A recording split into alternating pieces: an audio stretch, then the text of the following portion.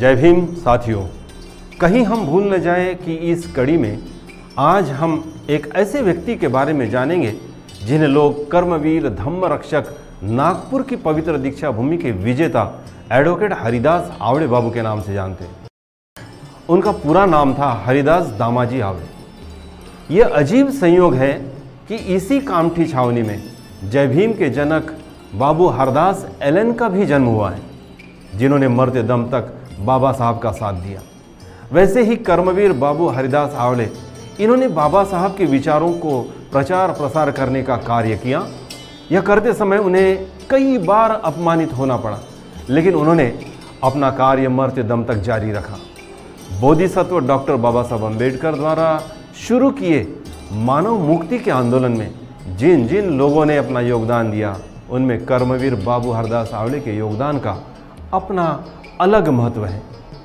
फिर वो दीक्षा भूमि के बारे में हो, दीक्षा भूमि की जमीन के बारे में हो, दीक्षा भूमि के बारे में या दीक्षा भूमि से संबंधित कोई भी बात हो, सुप्रीम कोर्ट के केस के बारे में हो, ऐसे कई ऐतिहासिक कार्य उनके हाथों हुए हैं। दीक्षा भूमि पर भगवान बुद्ध और बाबा साहब का पुतला बैठाना हो या विदर्भ को आंदोलन में तब्दील करना हो, वह अपना कार्य करते रहे। तो आइए जानते हैं कर्मवीर हरिदास आवड़े बाबू के बारे में, कहीं हम भूल न जाएं। एडवोकेट हरिदास दामाजी आवड़े, इनका जन्म कामठी छावनी में 1 जुलाई 1916 को हुआ। उनकी मैट्रिक तक की प्राथमिक शिक्षा मध्य प्रदेश के रायपुर में हुई। नागपुर आकर 1938 में गवर्नमेंट साइंस कॉलेज में बीएससी किया और 1947 में नागपुर के लॉ कॉलेज से वकालत की डिग्री एलएलबी हासिल की, लेकिन वकालत उन्होंने 1962 में शुरू की। आवड़े बाबू की शादी शकुंतला बाई से हुई, जिनके 2 बेटियां और 1 बेटा है। 1935 में समता सैनिक दल की नागपुर और मध्य प्रदेश बेरार में स्थापना हुई। आवड़े बाबू ने 1940 में समता सैनिक दल के द्वारा सार्वजनिक जीवन में प्रवेश किया।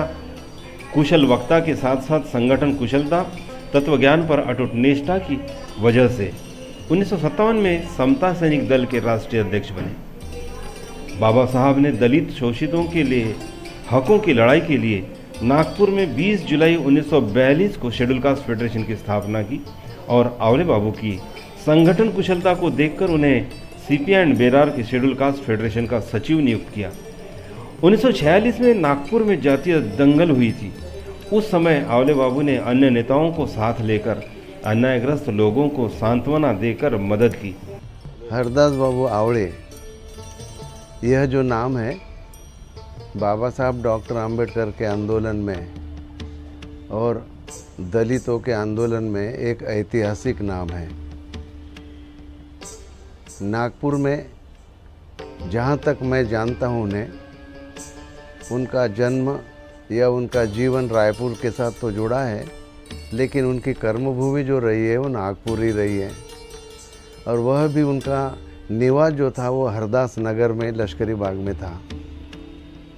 हम जब विद्यार्थी थे, जब मैं मैट्रिक में पढ़ रहा था, तब 56 साल के बाद बाबा साहब डॉक्टर आम्बेडकर के महापरिनिर्वाण के बाद वे महाराष्ट्र के असेंबली के एमएलसी चुने गए थे और उनके आधार पे उन्होंने 10 नंबर पुल पे एक मीटिंग ली थी, जिस मीटिंग ने उन्होंने कहा कि बाबा साहब डॉक्टर आम्बेडकर का अगर किसी ने हत्या की है तो खून का बदला हम खून से लेंगे। और ऐसा कहने के बाद लोगों में बहुत ही उत्तेजना फैली, लोग बहुत ही उत्तेजित हो गए, दुखी भी हो गए। बाद में उन पे केस चली और वो केस को उन्होंने उसका मुकाबला किया और वो केस भी वो जीत सके।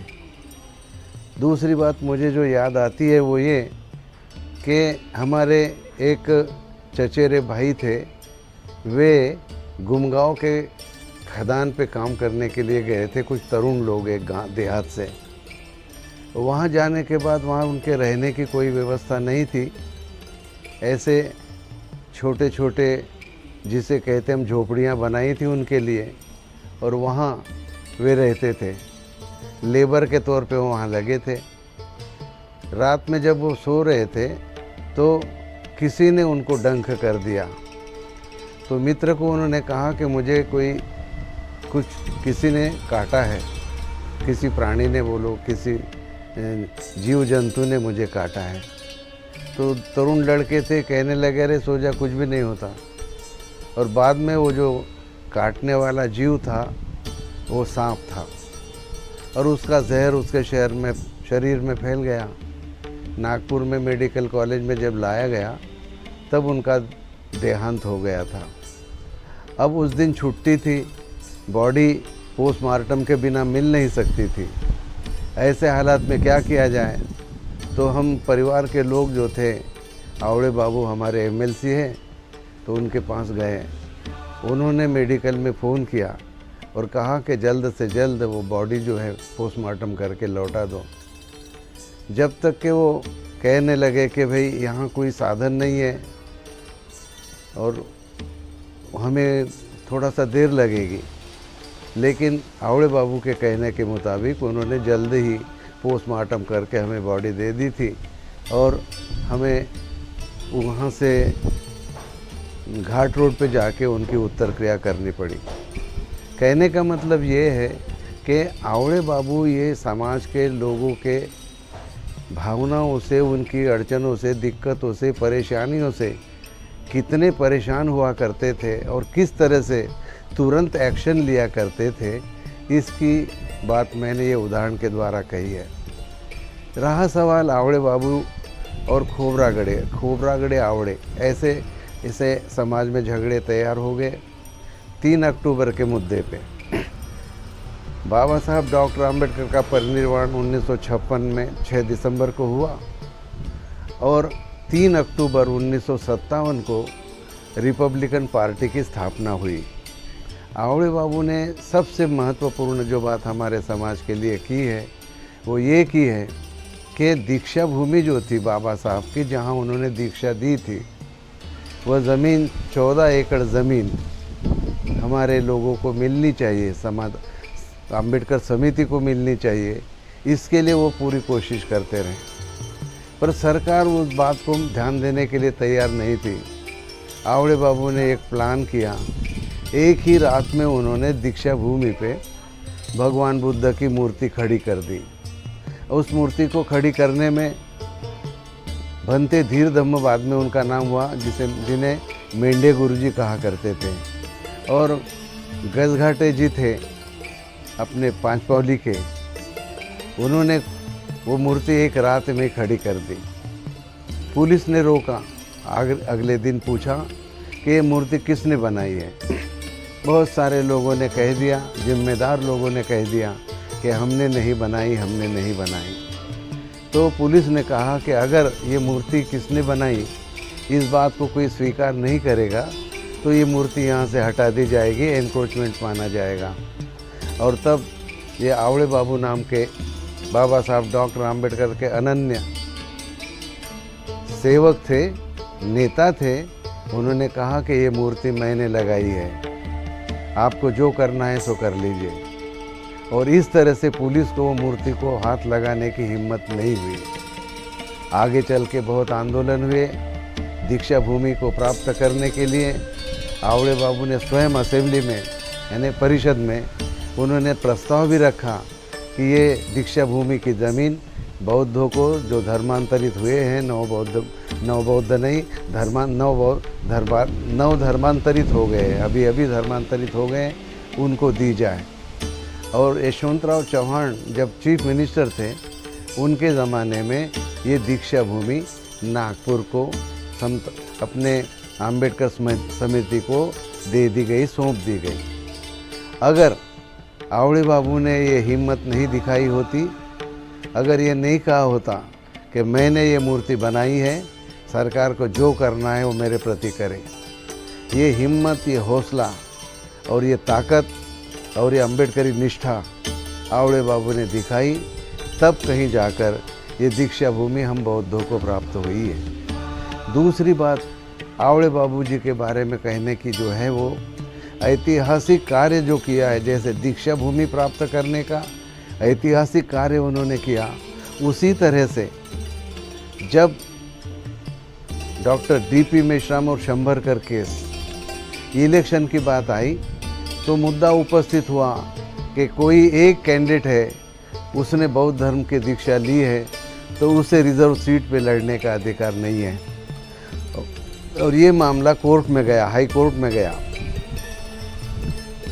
हाई कोर्ट में केस जाने के बाद वहाँ विरोधी पार्टी का जो वकील थे वे थे नियोगी, डॉक्टर नियोगी कहते थे उनको, भवानी प्रसाद नियोगी। वे उनका दावा था कि बाबा साहब डॉक्टर आम्बेडकर ने जब दीक्षा ली तो उन्होंने कहा था, अरे नियोगी, मैं दीक्षा लेने नागपुर आ रहा हूँ, तुम भी आ जाओ और तुम भी बौद्ध धर्म की दीक्षा ले लो।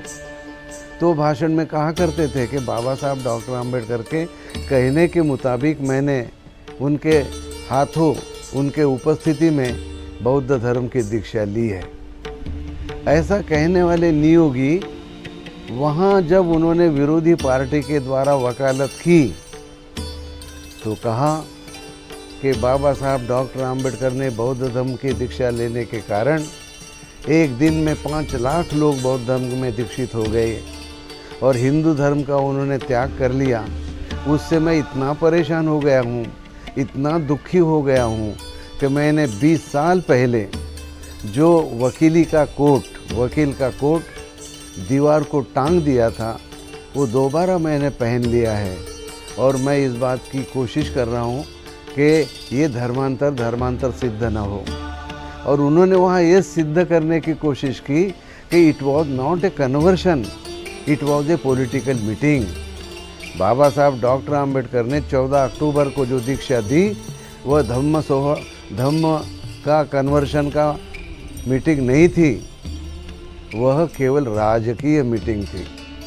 और तब के ज़माने में कोतवाल नाम के न्यायाधीश थे, उन्होंने इस बात को माना और कह दिया कि बाबा साहब डॉक्टर आम्बेडकर का धर्मांतर ये धर्मांतर नहीं है, वो पॉलिटिकल मीटिंग है।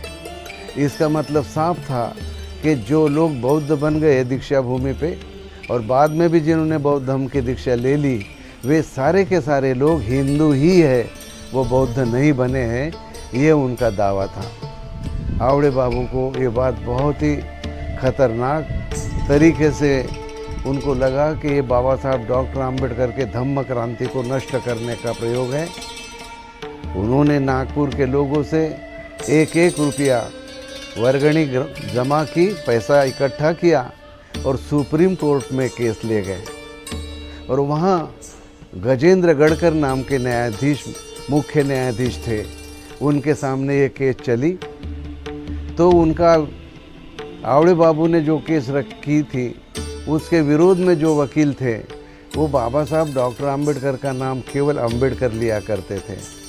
तब ये माननीय चीफ जस्टिस कहा करते थे से डॉक्टर आम्बेडकर, ऐसा कहने के लिए उनको मजबूर करते थे। और जब इनकी बात चली और इन्होंने अपनी पैरवी की तो सुप्रीम कोर्ट के चीफ जस्टिस ने जस्टिस दिया, न्याय दिया, इंसाफ दिया और कहा कि बाबा साहब डॉक्टर आम्बेडकर ने नागपुर के दीक्षा भूमि पर जो दीक्षा दी थी, धम्म चक्र प्रवर्तन किया था, वह it was A conversion meeting only and not political meeting. वो धम्म दीक्षा का ही समारोह था, वह राजकीय सभा नहीं थी। और तब कहीं जाकर सारा बौद्ध समाज भारत का और भारत के बाहर भी रहने वाला बौद्ध समाज जो भारत से गया हुआ है वो गर्व के साथ कह सकता है कि मैं बौद्ध हूँ। और ये बात बाबू आवड़े ने की, इसलिए उन्हें पहले तो कर्मवीर कहा करते थे, बाद में उनको धर्मवीर भी कहने से उनका सम्मान किया जाने लगा। ये 2 बातें हैं जो आवड़े बाबू ने बहुत ही ऐतिहासिक बाबा साहब डॉक्टर आम्बेडकर के धम्म क्रांति के संदर्भ में किए हैं, जिसके लिए बाबू हरदास आवड़े का नाम भारत के धर्मांतर के इतिहास में सुवर्णाक्षरों में लिखा जाएगा। और आने वाली पीढ़ियां जिस तरह से बाबा साहब डॉक्टर आम्बेडकर के एहसानमंद होगी कि उन्होंने उनको बौद्ध धम्म की दीक्षा दी, उसी तरह से आवड़े बाबू ने बाबा साहब डॉक्टर आम्बेडकर का ये धम्म चक्र प्रवर्तन है ये बौद्ध धम्म का जो उन्होंने आंदोलन चलाया था, जो ऐतिहासिक कार्य किया था, उस ऐतिहासिक कार्य को सलामत रखने के लिए, ज़िंदा रखने के लिए जो काम किया है, इसलिए आवड़े बाबू का नाम इतिहास में, बौद्ध धर्म के पुनरुद्धार के इतिहास में सुवर्णाक्षरों से लिखा जाएगा। आवड़े बाबू की और एक विशेषता है, वह विशेषता ये है कि उन्होंने हमेशा रिपब्लिकन पार्टी के एकता के लिए कोशिश की। पूरा समय उन्होंने, आवड़े बाबू ने रिपब्लिकन पार्टी की एकता के लिए कोशिश की। जब उन्होंने देखा कि ये पार्टियां एक नहीं हो रही हैं और दादा साहब गायकवाड़ को पैरालिसिस हो गया है, उनके जगह उन्होंने बीपी मौर्य को अध्यक्ष बनाकर अलग पार्टी बनाने की कोशिश की।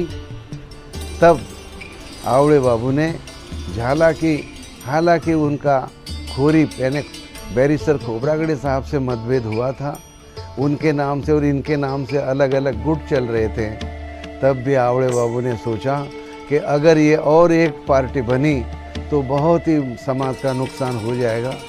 और तब कहीं जाकर आवड़े बाबू ने अपने मन का जो किसी भी तरह में मन में अहंकार न आने दिया, न ईगो आने दिया, और बाबा साहब डॉक्टर आम्बेडकर के भविष्य के आंदोलन का भविष्य ध्यान में रखकर बैरिस्टर खोबरागड़े साहब की जो कॉन्फ्रेंस हुई थी पटवर्धन ग्राउंड पर, वहाँ स्वयं गए और उनके पार्टी में शामिल हो गए हैं।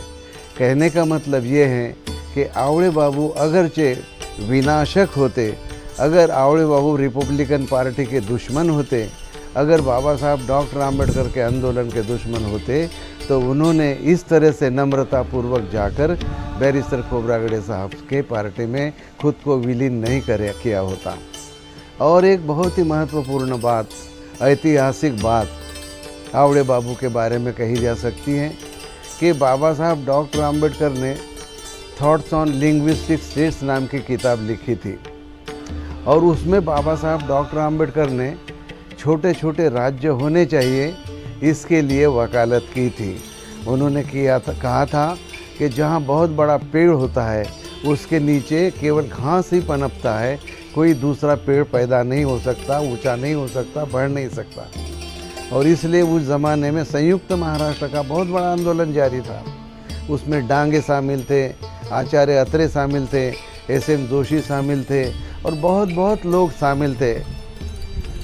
उनके दिमाग में महाराष्ट्र को एक संयुक्त महाराष्ट्र के नाम से इकट्ठा करने की कोशिश चल रही थी।